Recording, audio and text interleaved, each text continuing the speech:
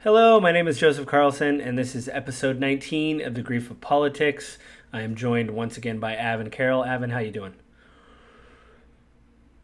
Yeah, this month we will be talking about wage stagnation. It was your choice. It was your, I don't know. I don't know if you just, it was kind of a, you didn't really know what you wanted to talk about. I remember at the last episode you were like, oh, they've got a lot of things on my mind. I don't know what I've kind of settled on. So, yeah.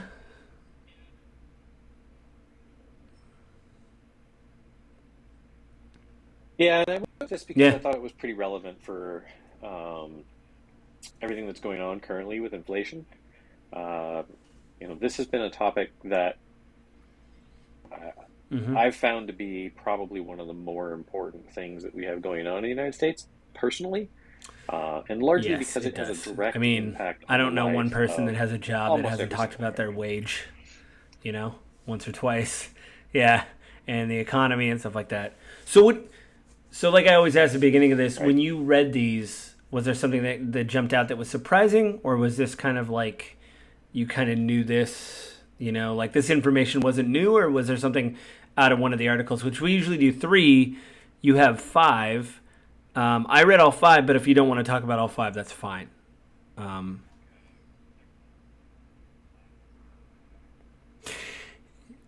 I think several of them sort of I just read them overlap and because, repeat each other, just to be so I full don't know if there's disclosure, we had a big necessarily a technical need problem, and to this have is the all of second time them. we're recording this episode. So this one's coming a little hot, everybody. Just letting you know. Usually we have a little time to edit, and I got a big fat error, which everybody knows that's the best thing ever when you're trying to hit a deadline. Yeah, I think a lot of it for me wasn't surprising Oh because yeah, definitely. they're all pulling from the same Um, kind of data sources. Uh, Extrapolating out about the same things. You know what I mean? Like they're not pulling something from like Asia or Canada. It's like all kind of our internal data from like the Pew Research Center, all that kind of stuff. So right, Well, and a lot of it's becoming from the Bureau of Labor Statistics. Um, and I think probably if I'm gonna, you know, think of the thing that really stood out to me, um, right. was the discussion of CPI, Consumer Price Index, versus I know it's PCE, I actually didn't write it down out of all the notes I Personal took. I just kept Consumption. saying this is an Oh, I'm interesting not gonna remember statistics, it off and the then I top of my didn't head write though. it down. Uh,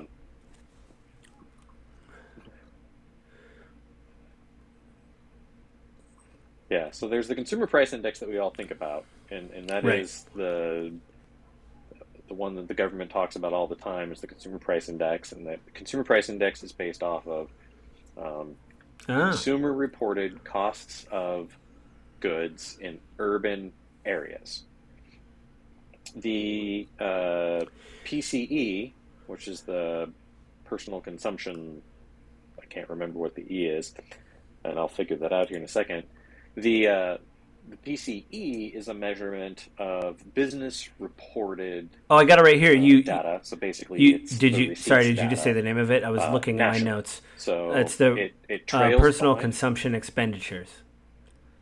Okay. Yeah, yeah. I just you because I said I don't know what this is, and you text me this is what it is, and I'm looking. There Yes, was there we go. I didn't open the articles. I took notes on all of Um, them, but I didn't. When you sent the first batch of articles, there's a colon between them, so I was like. The last time the lost episode, as we'll call it, I was like, "Oh, there's only three articles here." You go, "No, there's five." It's because they're all back to back to back, and wherever I decided to click on, that's the one it opened. But when I actually saw the colons this time and started clicking around, I was like, "Ah!" Like it made more sense. Yeah. Yeah, so it's my fault. It's my dumb fault. uh-huh. Uh-huh.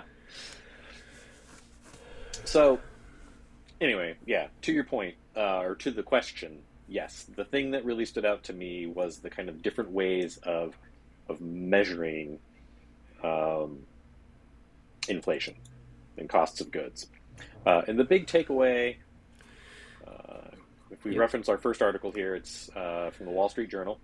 It was published May 17th of 2019, written by Phil Right. Graham and John Early, and it's titled The Myth of Wage Stagnation. And kind of the big takeaway out of that article was by using CPI instead of PCE, we're inflating the effect of, we're overstating the effect of inflation. Because with PCE, it's usually Can I just say quite a that bit lower it's like the third as paragraph far down, as though. how much things have Although it actually talks increased in about, cost. it does get into this later, but I think it's really weird they start talking about how long things last, which I guess, I mean, it makes sense. Like, if something's lasting longer, we don't have to keep paying for it. But I think that's a weird way to talk about wage stagnation, is to start, with the, actually, I'm sorry, it's the like fifth paragraph. 1, 2, 3, 4, 1, 2, 3, 4. Anyway, to me, that's a weird way to do that. And I go ahead with your point. There was actually, they had comments, and I just, they tell you to never read the comments, but since it isn't on something that I did, I wanted to read, and it's not, for some reason, it's not showing the conversation. But anyway, I wanted to read a really good comment. It just, I think I said it again with the episode that got lost, with the fact that it seemed like this article kind of leaned on the side of like, well, things are better, so stop complaining. Like our cars last longer, we have air conditioning. No, go ahead. Sorry, I didn't want to interrupt.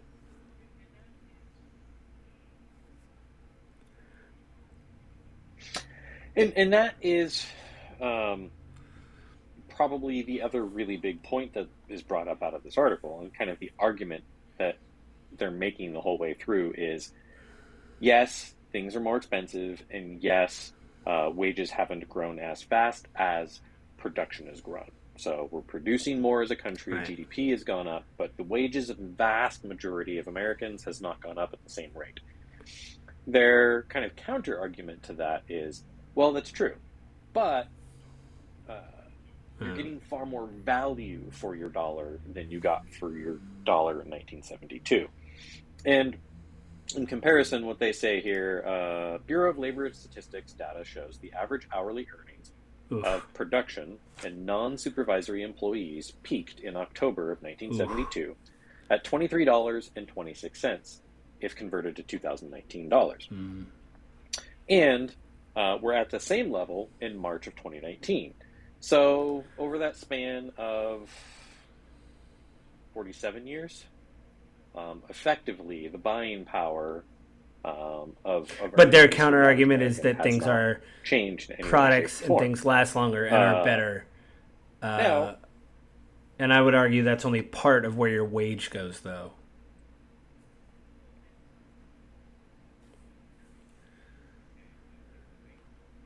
well, and so the point that they're making is like, okay, so like a base model car now has air conditioning. A base model car in 72 didn't.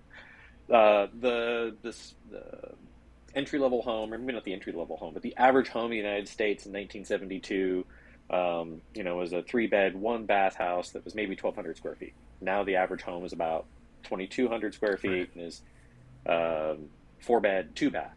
Something along those lines is kind of what they're going for. So kind of the point they're making is that yes, there has been inflation in the cost of goods, but there's also been inflation because we're putting more into the things you're buying. Like, you're not comparing apples to apples is sort of their argument. Like, you're not comparing a VW Bug from 1972 to a VW not Bug just this article, but the other ones, because there is no. maybe they did bring it up. equivalent. Maybe when we get to it, I'll talk about it. Like, I did take notes.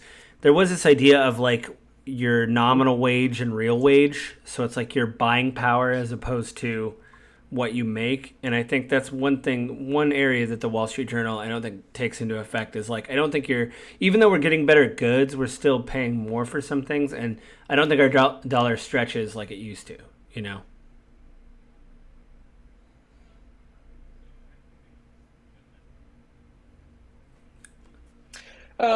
Okay. So actually, they just discussed that in this article as well, too. Nominal average hourly earnings rose from $3.99 in October of 1972 to $23.26 this March, a 483% increase. But CPIW, which is the Consumer Price Index for urban wage earners and clerical workers, rose 483%, creating the reported stagnation in real average hourly earnings. While the CPIW accurately measures changes in price for a fixed market basket of goods and services, it overestimates inflation because it fails to account for the substitution effect, which is how people change their consumption habits as relative prices change. So it was an interesting kind of argument they make, and I'm not disagreeing with you, right? Like, it doesn't feel like we're advancing any. I mean, honestly, if you look at this and you say, okay, it's stagnated, then that means that inflation has gone up and our wages have gone up equally. In fact, these numbers balance that out almost perfectly, 483% and 483%.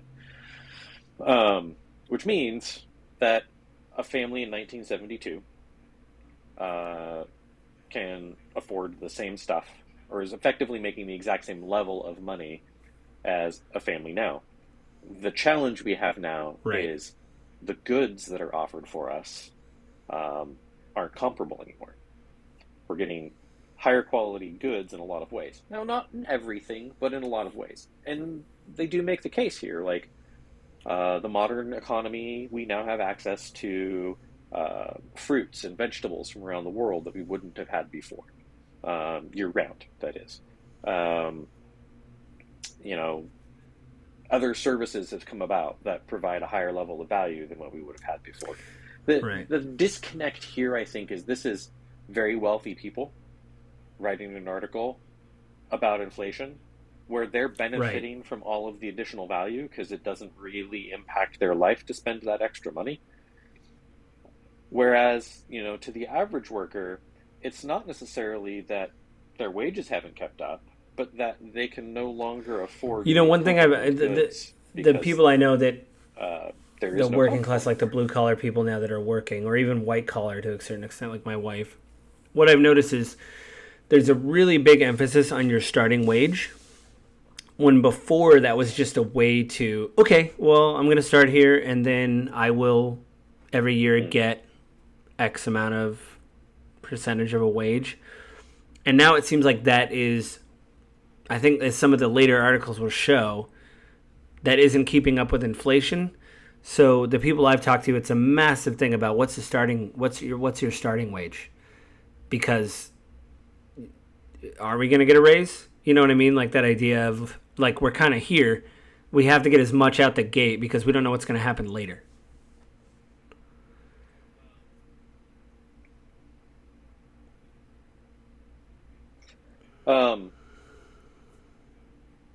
I could see where you're coming from on that. I mean, I know a bunch of people who've gotten raises. I know very few people who haven't gotten raises over about the last 5 years. And I say 5 years because COVID made everything weird and strange. Like my wife and her new job that she's been at for like 4 months got a huge raise this month because in the last episode we did address that about how it was before that like the companies had more power and it's starting to swing the other way where because of COVID employees understand that they maybe have more options because if you get laid off or furloughed during COVID, you're maybe already at rock bottom, so you really don't have anything to lose. I would just want to address one thing as a liberal hippie too. I have read a lot about this stuff with the government handouts and how people get used to those. But one thing that those people that say that, and mostly it's on the right, they don't address is those benefits do run out and they are lessened over a period of time. So like at one time during the pandemic, you were getting $600 and some odd a month, which was nice or whatever, like monthly unemployment. But then that dropped down to $350 and then it ended. And that was 18 months, I think, over that period. So you went from like 600 and then it ended. And so this idea that I hear again on the right of like people sitting home cashing a fat check, I mean, I understand we get stimulus, but like even if you take the $1,200 and add $350 to that really, you can't stretch that out over several months. You know what I mean? Because we only got 2 stimulus checks, I think. And then if you're still getting your 350, like that's like the math doesn't add up, for people to. Now, I'm sure there is some people that were able to extend that because you could apply for extensions and all that. But really, if it's 350, I don't know who is fine with 350 a month or, every 2 weeks or whatever. I think my wife got it every 2 weeks. I mean, that's hard. It's $700 a month. Like, that's not, you know.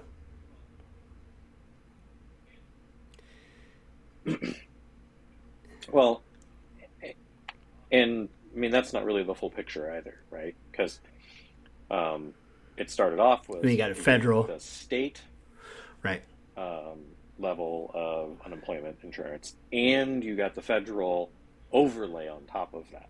So there were people right, that were making more money to be on unemployment than they were fully employed. Now, is that necessarily a bad thing? I mean, you can make the argument one way or the other.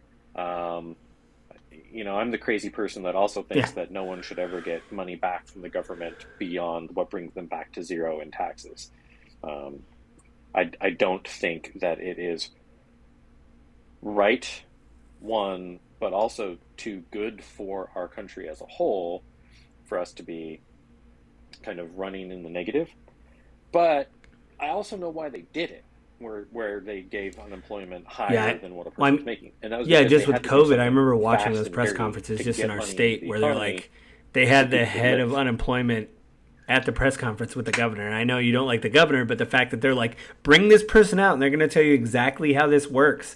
And they were fielding all sorts of questions about, this is when this is going to happen. Then this will be whatever. If you're denied, please call, like they went through the whole the whole process, which again, even if you don't like the governor, it's good that he wasn't just like blowing. He's like, no, we're going to bring the person out that runs the department to tell you how it's going to go.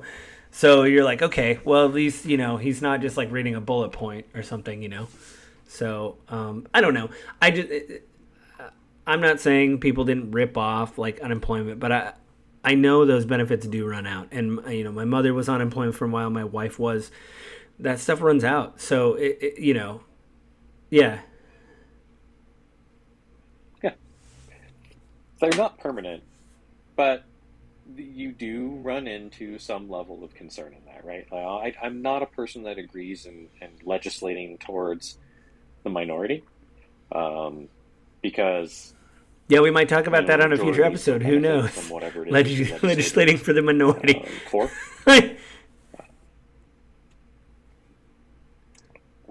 No, I mean voters and things of minority as in marginalized people, minority as in not talking about demographics when I say legislating for the minority, where you're right.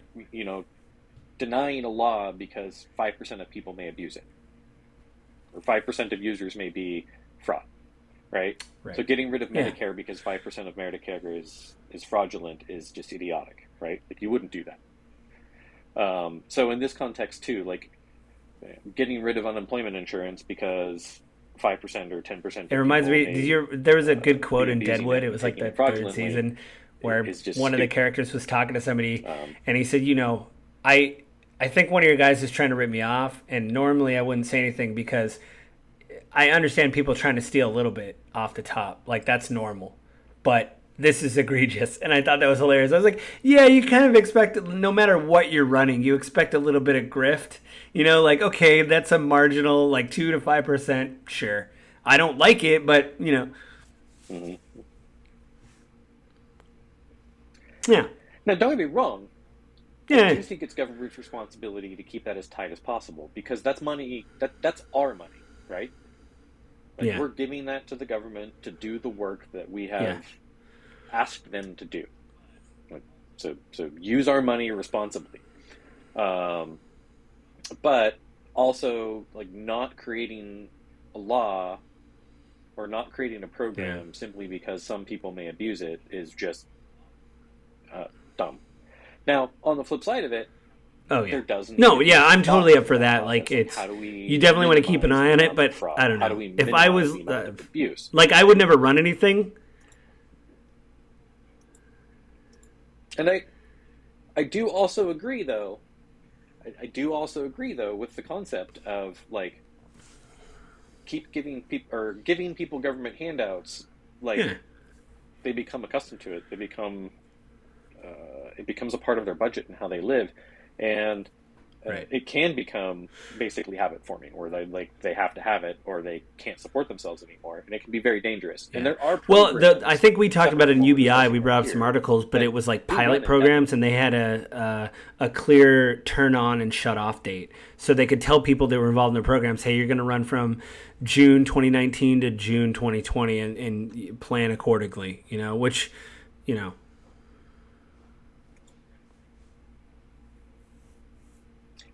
But that's what yeah, does the credit market tell us about that though? Oh, yeah, introductory offer, 0% interest. Oh yeah, I'll pay that off before I get to that point. Oh crap, I didn't pay that off. Now I have to pay interest. Like people aren't good about future casting.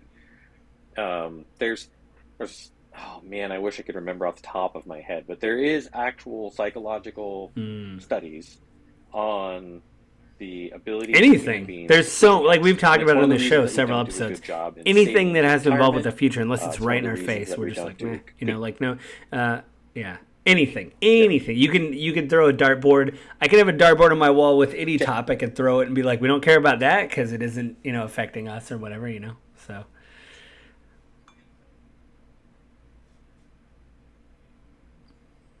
hmm And so, because of that, like programs like that do create an issue, right? Like this is definitely giving a man a fish instead of teaching a man to fish. right, Um, right, and I'm way more in favor of teaching a man to yeah, fish than giving a man a fish. But that's way more expensive to the government to do, and more challenging. It's easy to solve a problem by giving money.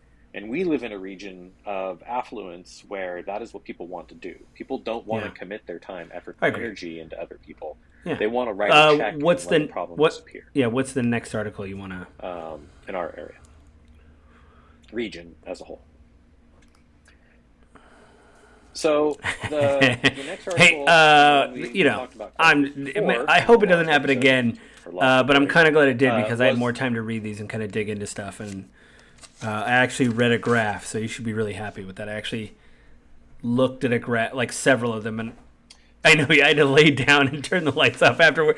Yeah, I had oh, to lay down and turn the lights off you and put a feeling cold rag okay? over my forehead afterwards. It was Data? rough. My wife couldn't talk to me. There was like 20 minutes of me just like don't bother me. I had to. What's the next one you wanted to?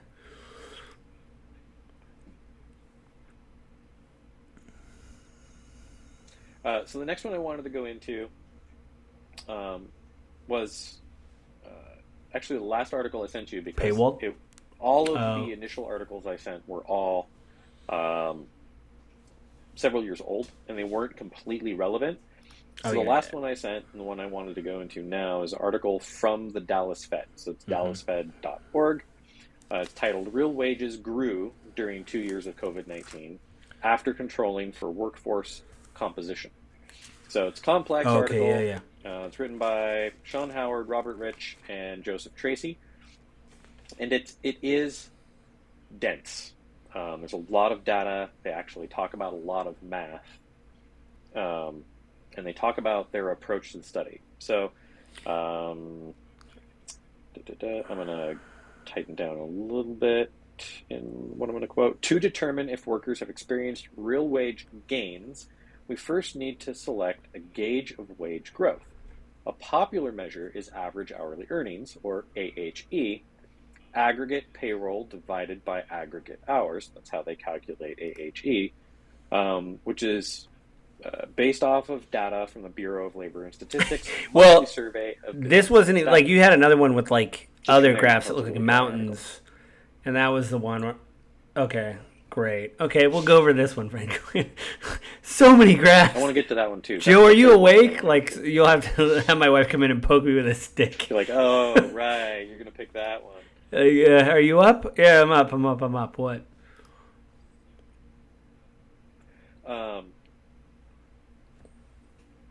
so the really big eye opener in this particular article, and the reason I wanted to come to it is because it points out several things in this discussion. And the first really big thing was Oh yeah, yeah. That kind of the was actually pretty composition interesting. and how it affects how we measure average hourly earnings. And it's really important to knowing the truth of what's going on. And so um, I do consider myself more conservative, um, but I also consider myself a person that wants the truth.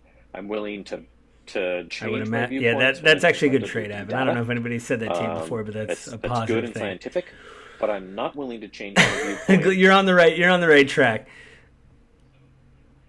And I'm glad to hear it. I wish there were more people in the world that would.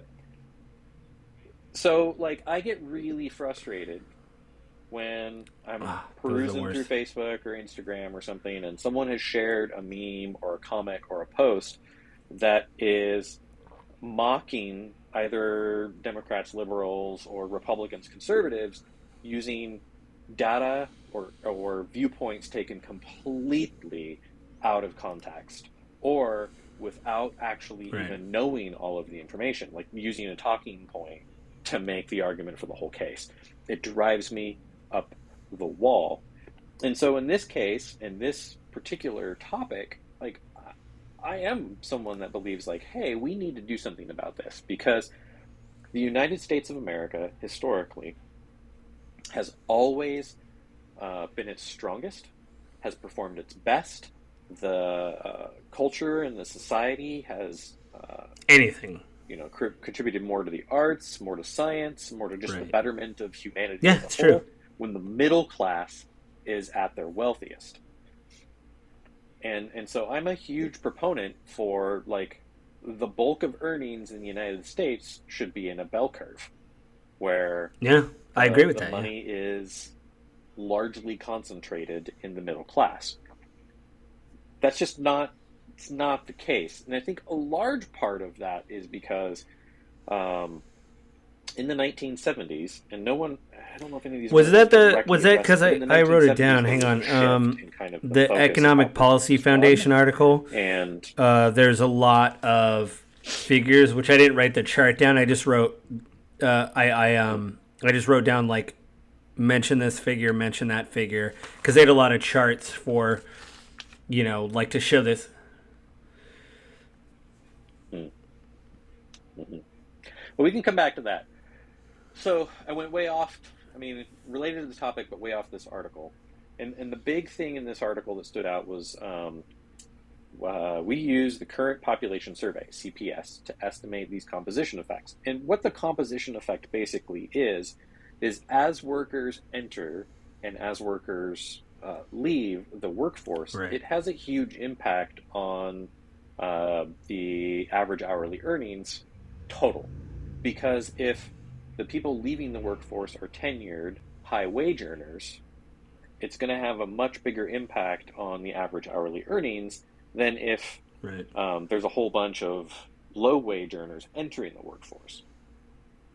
So they kind of makes a case and they go through the Bless you. math, and anyone that goes through and reads this article, you'll be able to figure out.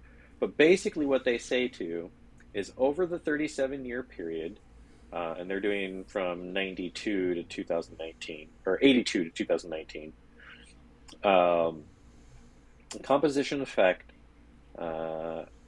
composition effects have an average of a negative 0.82%, lowering the AHE growth, the average hourly earnings Yes. growth. So it's actually skewing towards the Right. negative, the average hourly earnings growth because of that Oh, the labor people effect moving, like or retiring, that and then the younger people coming in. population effect there, Right. composition. Hmm. And so they kind of pivot from there Right. and talk about what happened during COVID-19 when everyone left the workforce at the lower end of the earning spectrum. And typical white Yep. collar workers were far more suited for pivoting to remote work or work from home, whereas the service workers, Right. restaurants, Well, I think that I mean they hotels, could, but it was travel, much later. Like they restaurants could. figured out how to do more to go and delivery, but that was like obviously, like you're saying, it took a while. Right, yeah. And I mean, I had this sad moment. We've talked about dining But out a even lot during still, the it wasn't pandemic, full but staff, I went into right? one of my favorite Italian places, and it's usually packed. And because of the pandemic, they had like one waitress the cooks were working, the owner was there, they're handing out to go orders. So like you think to yourself like, okay, so she was assigned to work that night, but like how do they do that with the other people? Are they going, okay, you're Monday, then they're Tuesday, and then people are still tipping? Like I still tipped because I was like, I love this place, you know, I wanted to do well, so I'm tipping. But then that's a big thing because you don't need like a full staff to do takeout orders. You know, they're bagging or boxing them up and shipping them out the door. You know, so there's that whole industry of like what's happening to the service sector. You know, like it sucks. Yep. And it's continuing, right? Yeah. It's not, I mean, it is beginning to slowly improve, but that's sort of the great resignation.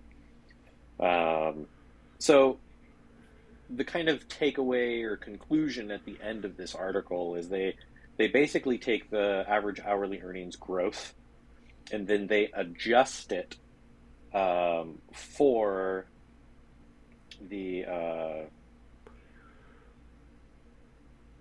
Mm-hmm.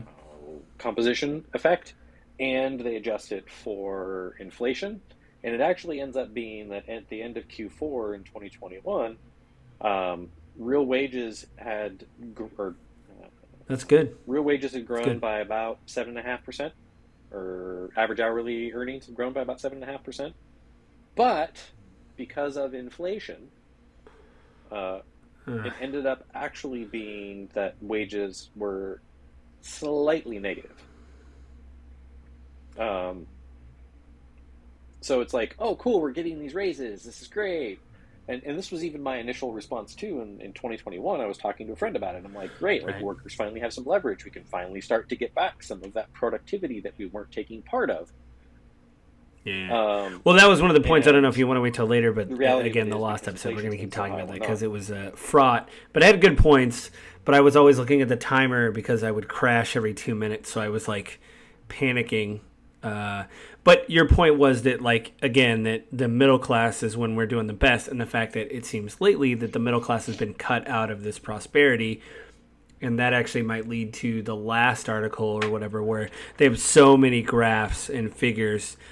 And I gotta say, looking at each one of those, on each bullet point of it was the Economic Policy Foundation article.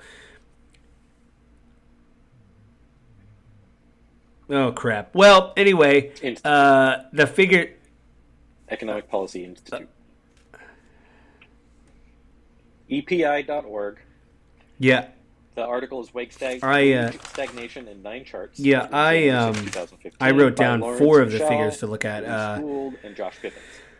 I mean, figure 2 I think was pretty cool, which I can't believe I'm saying that about a graph again. That just blows my mind.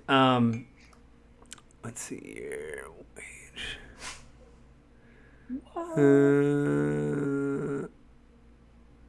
EPI.org. That's the EPI.org one, right? Yeah, here we go. Yeah. So I wrote down. Yep, yep. Figure. What are you looking at? The one Figure that I've 2? seen many times, right? Like this is Yeah. this chart shows how figure 2. This is the chart that I saw years ago that highlighted this exact issue, which brought it to Yeah, my because I mean, basically, to which then describe made a me chart like, to "Oh, the this is audio really the listeners, issue. at We gotta figure out how to fix 1973, this." 2 lines converge between hourly compensation and productivity, and then they grow out like a Y, with productivity growing on the chart and the hourly compensation kind of staying kind of a flat line ish. So basically, you have the letter Y growing out, but obviously productivity is skyrocketing. Yep. So you're basically working more for, your same hourly wage.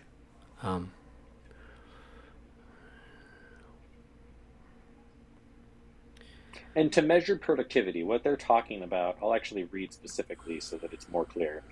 When they're talking about productivity, they're talking Right. about the growth of output of goods and services less depreciation per hour. So we're selling more goods and services, we're getting more goods and services out, Right. but the average worker isn't benefiting from that higher level of production. Right. And actually, I shouldn't even say the average, it's the vast majority of workers. And this exact number is from 1973 to 2013, and that's what they measure here. It's not 200, 74.4% higher from 73 to 2013 Yeah. in I production, mean, every one of these but hourly charts is like compensation is only at the worst letter 9.2%. Y ever. Like, you know, the So, is like yeah, like figure 3 when they talk about figure 3 when it comes to the pace for a of whole bunch annual of pay reasons. increases, the top 1% wage grew 138% since 1979, while wages for the bottom 90% grew 15%. So they had a triple digit increase, the top 1%, and the bottom 90 had a 15% increase. I mean, that gap is huge, you know?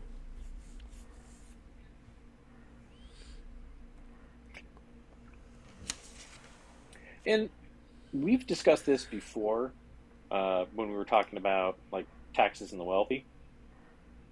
Um, and Oh, I or like have a struggle stocks with and this stuff because like is that it and actually their compensation wages, and like their salary, right, or is right. it stocks and stock options and other like is it the full compensation package that they're measuring? And I do think that's a big reason why we have such a huge shift because I think it was in that time frame that suddenly uh, executives became far more concerned about Yeah, you the brought that company's up. I stock mean, not and just far the less whatever the concerned last episode, about but their like moral before obligation about, to you know, the your worker. good or And bad, the that's when, first thing you have is a fiduciary responsibility to the shareholders. It's not about yeah. the well-being of the workers at the company, you know?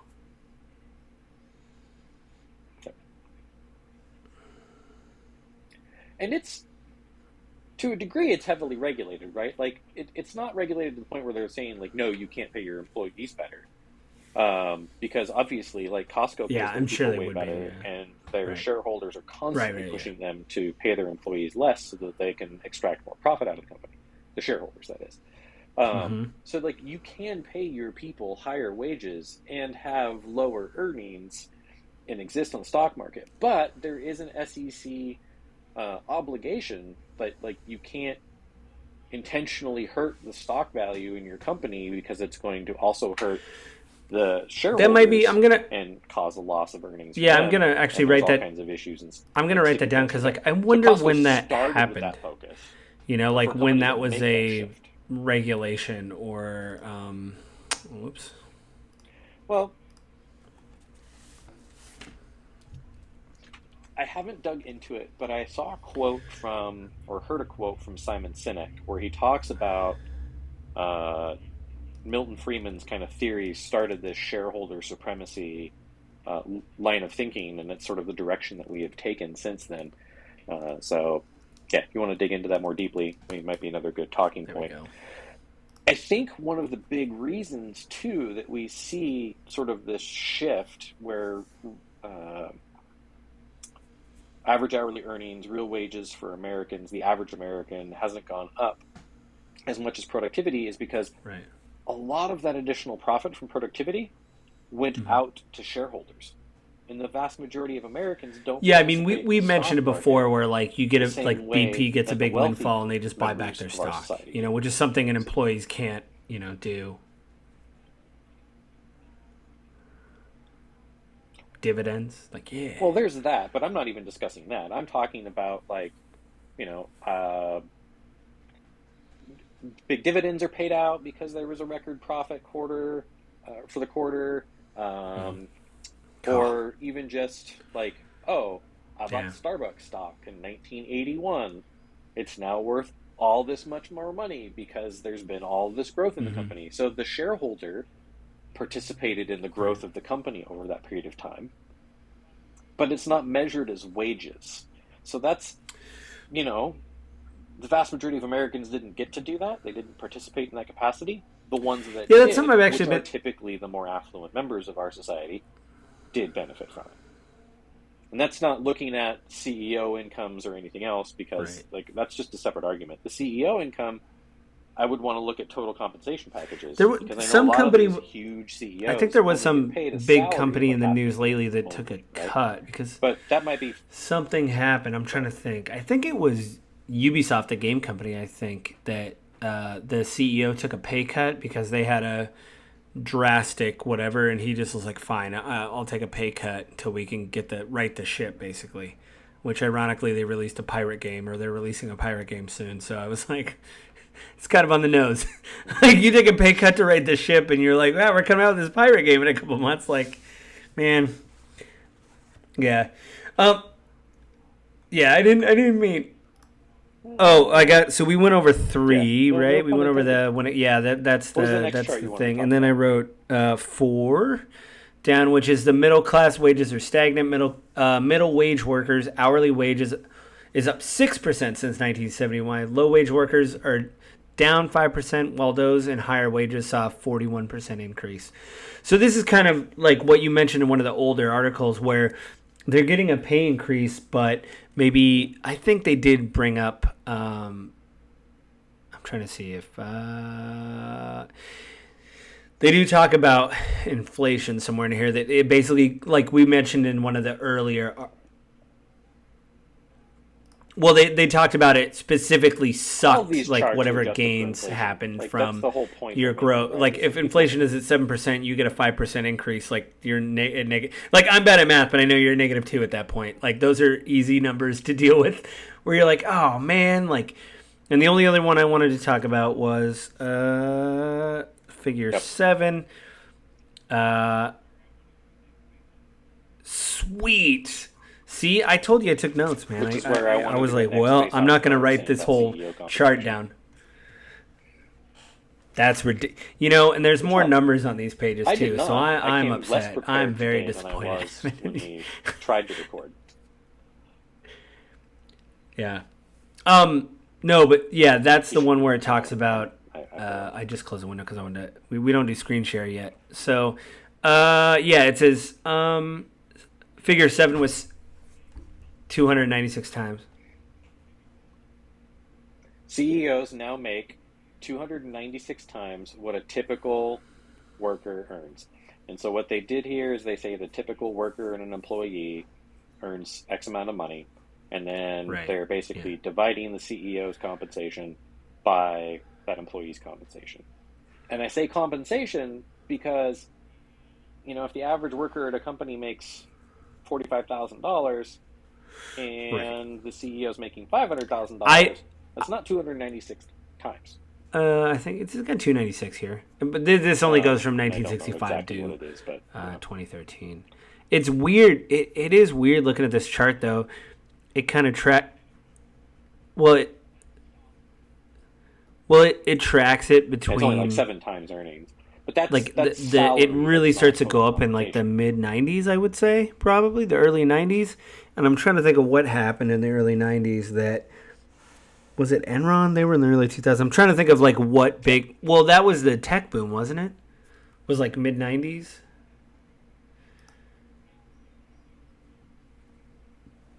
I mean, you have the big, huge tech boom here, mid to late 90s, as we start to see that huge growth.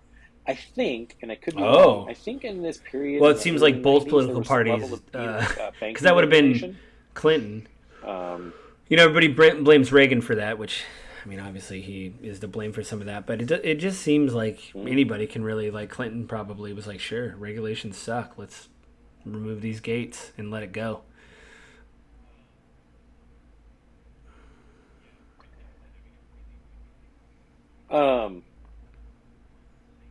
Yeah, but like you said, I mean, it really, really takes off in there. But again, it's overall... You're like, my chair, no, I need this chair.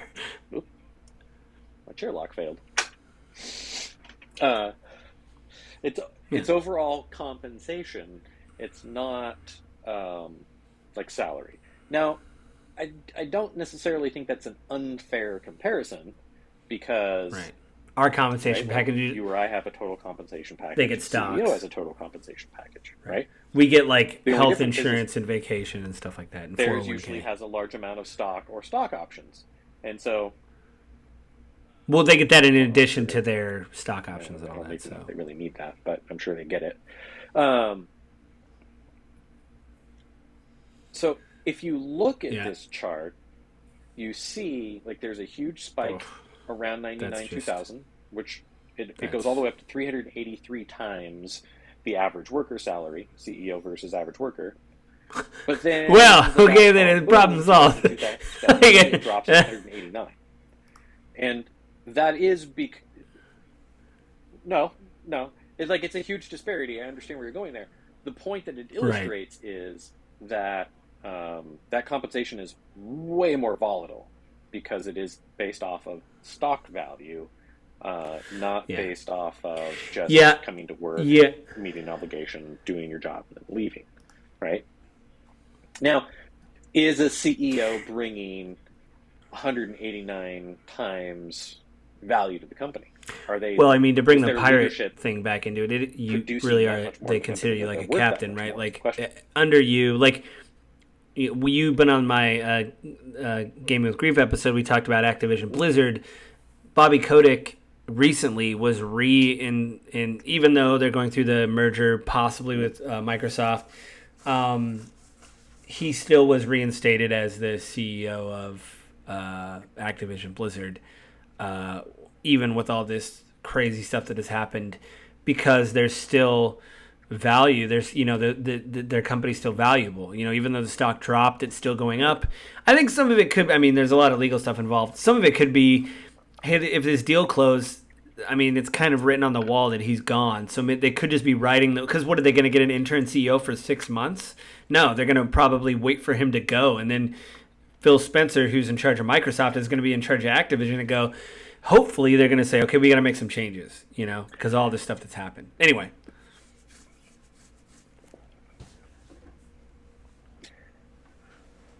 The question is though, does Bobby Kotick right. provide enough value in his leadership to be worth paying whatever they pay him? Right? Like, I think that's one of the biggest challenges that I run into in our workforce. Right? Like, we don't Right. negotiate for our salaries very well as people, and you've talked about this from a union I think it perspective. is that article Actually, we were one of the reading. other That articles does highlight too yeah, that it's one of the somewhere in figures the in there. 70s, like union enrollment actually goes down.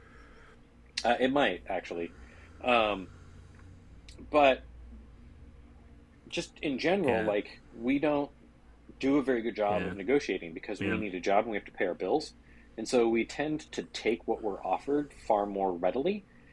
And the higher you go in wage earner or in like earnings, the workers that take the higher earnings jobs have a higher likelihood to negotiate for better Yeah, benefits, there's this weird thing I've better noticed too with compensation, be it salary, I mean, it's all vacation, like whatever else it may anecdotal, but I be. know a lot of people that did that took they took the better pay and the whatever, and then they said immediately, like, I understand I'm getting paid more, but it's this thing of like automatically, like, okay, now you have all these extra responsibilities, and it's like, but I'm just being paid right now what I should be being paid. You know what I mean? So like, yeah, Which is more common for someone that gets a big raise because a business feels like there has to be some other. I mean, it's very typical for a business owner in a small business, or yeah. even in management, that like if I'm going to give you more money, you should have more responsibility to justify that more money. Um, but what I'm talking about, right, is Hmm. well, I'll use an example of a software developer, right? Like they have a high demand skill. It's very easy for them to say, "Yeah, you're Right. offering me 100,000. I want 110 because this guy's offering me 107." Whereas if you're a cash register clerk at a Walmart, if you go, "I want $15 an hour because that's what I need to Yeah. live," And that's where the the union guy thing can be comes like, in, "Oh, where well, I've got I've 500 seen people that are my willing to local pay this grocery store. much, The so baggers went on strike, and take a they hike." were like, nope. And it's like that's where you have collective, like, because the Kroger's, because there's actually a baggers union, and they were like, this is what we're gonna offer you, and they're like, no. So like the checkers were still Wow. there, but the baggers, I think, were like a separate union. I don't know how that broke down, but they just had fewer. They're like, sorry, we got to do this all ourselves. Like they went on strike, and I was like, that's crazy. That you could be like, well, do your, or no, I had to do it myself. That's what it was. They're like, you got to bag yourself. And it was like,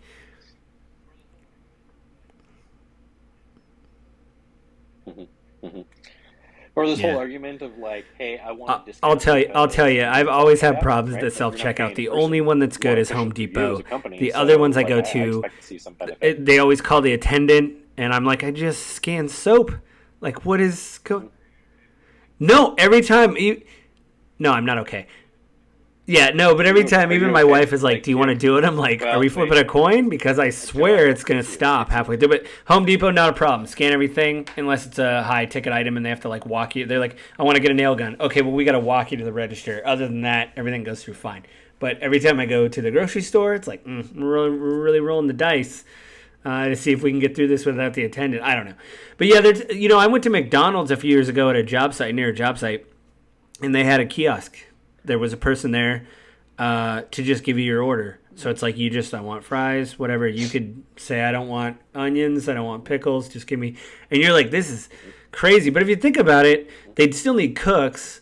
But like, do you really need someone to like? Oh, So the last time I experienced that was at SeaTac. Lisa and I were flying down to Dallas last year, and they nice. had a whole bunch of kiosk stations at the McDonald's in the airport.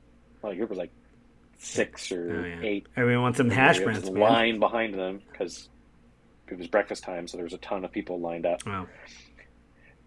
And the counter, like behind the counter, Yeah. was full of Yeah. people. But Yeah. they were all just calling out orders and handing stuff Yeah. out. That's all they were I doing. mean, And that's then they had all the yeah. I staff don't want back preparing. I don't want someone to lose their job, but like So I don't know. Is it evident? Like, I didn't lose anything from the McDonald's experience by just walking up and getting my Big Mac, and I wasn't like, oh man, like this, I don't know. But with the automated stuff, there's always like, I remember it was like a couple weeks ago. I hadn't been to McDonald's in years, and it was a couple weeks ago I went to McDonald's, and I was the only one in the drive-thru, and somehow they screwed my order up, and I was so hungry. I got back to where I was going and just sat in a parking lot and was like, how? Oh yeah, they screw you at the drive-thru, man. I'm not going They to screw you quote at the it drive-thru. because I don't know The who's going Joe, to be it's listening so to this or true. they're going to be listening to it. It's but I was sitting The, there thinking the of that when I opened up yeah, the Joe Pesci line. 90s. Yeah, 2000. And it's been true Yeah. since the earlier mid Yeah, I always hear that too. I out, heard right? that in my head. I heard him And it's been screaming that in true my even head when I before opened up that. my order. I But was it like, feels like man, it's more common. man, Joe It feels Pesci, like you you were can right. almost Leo guarantee. Getz. Yeah. Yeah. I don't know. Oh, so closing statements, Avin. So you didn't really find anything You're not going to go about back and the make articles you read shocking. I think for me, it was the discrepancy. You always hear like, oh, it's whatever percent. Like you said, it may not be the whole picture because they could get stock option stuff. I still think that graph is pretty bad. Even if you were to bring it together, that Y is still on those graphs on that last article we read is still kind of troubling. And I totally agree with you. Look at that, we agree. No, the idea that we do good when the middle class is doing better, and for years, it's just the middle class is now disposable. So that's like a problem of what are we doing? Like, like it's troubling.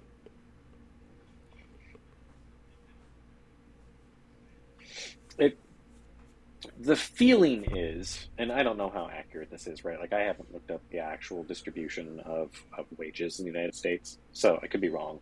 But the feeling to me is that we are compressing Mm-hmm. the middle class down closer and closer into the lower wage earning spectrum. And so it feels like maybe the low end of the middle class is growing, Mm-hmm. and maybe the high end of the middle class, like your high level Yeah. tech professionals, is maybe growing. And it could feel this way because of where we live. And then like anyone that's at the lower end of the middle class, or maybe even the high end of the lower class, is just sort of getting compressed down. And that's sort of the feeling or the sense. So that's why none of this really surprised me, because I've seen a lot of this stuff come out, a lot Yeah. of talking points about it. The problem is no one puts forth any good solutions, right? Oh, Like, are this we is are where we I doing think that? there's I got a problem list of with stuff that Democrats that makes me and mad. the world as a whole, right? Like they love to make a big fuss.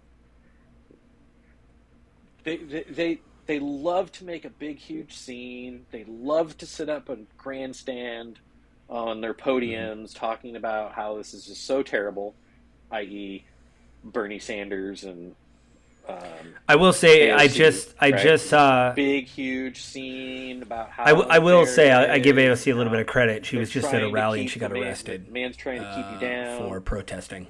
So I mean, I'll just say, like, as far as if you really believe There's in a whole bunch of something them and got you're willing arrested, to like stand on the 15 or protest 16 of them. line, no matter what I think about her politics or what I think about her as a politician, if you're willing to stand there and say, this is what I believe in, and someone arrests you and go, all right, take me in, like, I mean, I think there's value in that. And again, I think that, like, you're right. Like all these people do grandstand. I do think Bernie has been doing it for a long time, so I believe him more when other people say it. And I do believe there is a few people like Manchin and Cinema. It's ridiculous to me that our government has now been set up, or at least is in this weird fulcrum where like two or three people can really screw things up for everybody. Really they can subvert the vote and like it's. But again, the Democrats, there's no like a line. Like again, if we're gonna complain about Democrats, like there's no like. I mean, to not get into other episodes, I mean, with the Roe v. Wade thing. Right? For years, they had a chance to codify it, and they did nothing. And I think I saw a really good quote from someone that was protesting. A woman, she says, "I don't want my rights to be fundraising for you. Like you had years to do this, and what? Mm-hmm. And that is largely what it feels like, right? Like I don't think really any politician, for the most part, I would say it's a Right, very small percentage of people that actually represent us actually genuinely care. I think a lot of this is my own personal opinion. I have no facts to base this. I think a lot of politicians get into politics because yeah, they and care, money, and yeah, then very quickly it becomes way more about staying in power and leveraging that power for their own gain, and way less about the average person. yeah. And at that point, like you start seeing all the grandstanding and making a big, huge scene. And It was Roe uh, v. Wade. I did see Roe v. AOC was Wade. arrested, Yeah. but I didn't see what it was over. Like I don't know what the protest They was. I I just don't saw I that don't she know. was arrested. It was a Roe v. Wade protest. Why I did don't they know. get arrested? I think it's weird because you think What if were they they were that, doing because that it was looked like from the illegal footage I in saw their they were pretty country? close to the Capitol. You think one of their aides could have filed for like right to, what I mean, like public like protest, whatever, because you have to fill out paperwork, right? Permit. So that's where I'm like, what did they do that was illegal, right? Like, did they not file for a permit? Oh, so then you who works in the government didn't follow the government process and got arrested. Yeah. Okay, this sounds like a setup to me. I just saw Versus I if there saw was but something like else you that said, was I saw a bunch happening, of them and I was that would like, be a you know totally what, different situation. I don't know whatever the I think details. about them, The like if point you're I was willing to be getting at like, that though, fine, take me away, it's like, I mean, Bernie did that. They like drug him away in some of that footage I saw of him where, it was like I think it was Vietnam or something. They like had to drag him away. Like,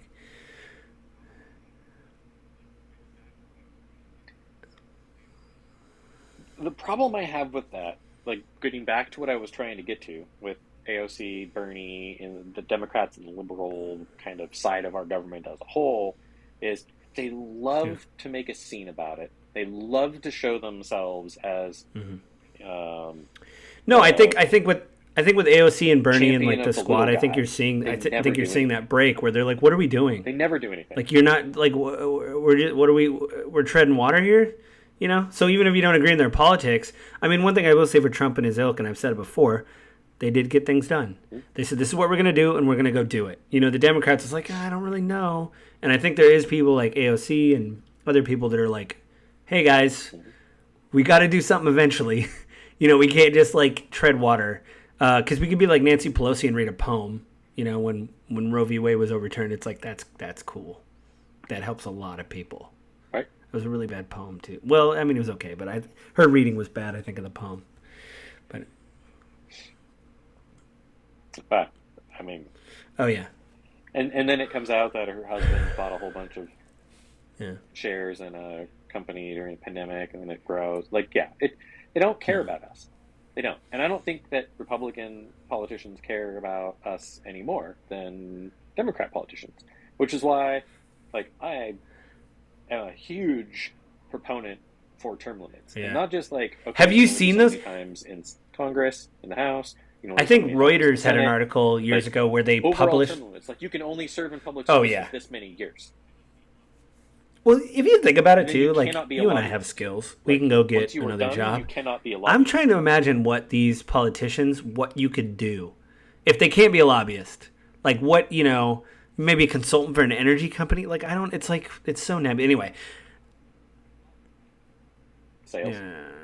Wow, really because okay. Consultancy, a lot of these Some of the guys stuff have that's come lobbyists. out lately. I mean, So, you go off we and talked do about Roe it. v. Wade, but like people forgot about the Miranda thing that got overturned. Like apparently, cops still have to read your Miranda rights, but the way I understand it from different people on the different spectrum, you can't sue police if they don't read it to you correctly. So even though it messes with your even if if cops don't read you your due process, something can happen to the court case, but then you can't sue the police for screwing it up.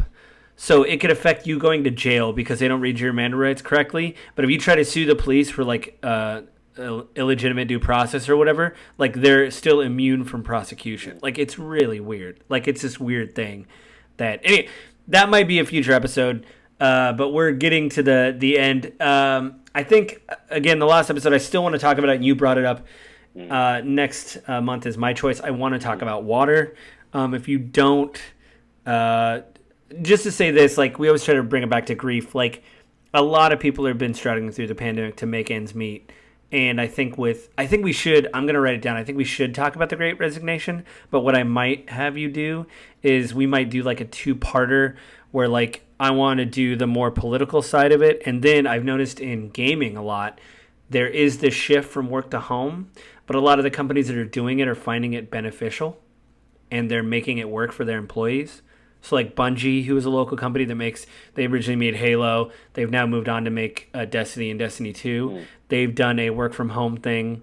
Elon Musk, they got involved with the whole Elon Musk scandal because he said you can't do anything if you work from home. Nothing can get done. And them and some other developers said, no, we've made this work. You can get things done. It's possible. And so maybe we'll do a 2-parter of that. But next month, I want to talk about water because it is difficult to. It is a political thing. More people are running out of water. Water rights are incredibly complex in the West.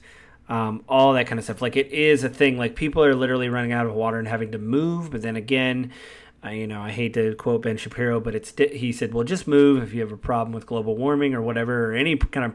And it's you can't just move. It's not that easy. What? Okay. Well, anyway. So it'll be water. Avin, do you want to? I have a limited Do you time want to tonight. pimp We're anything already before we over. leave? Do you want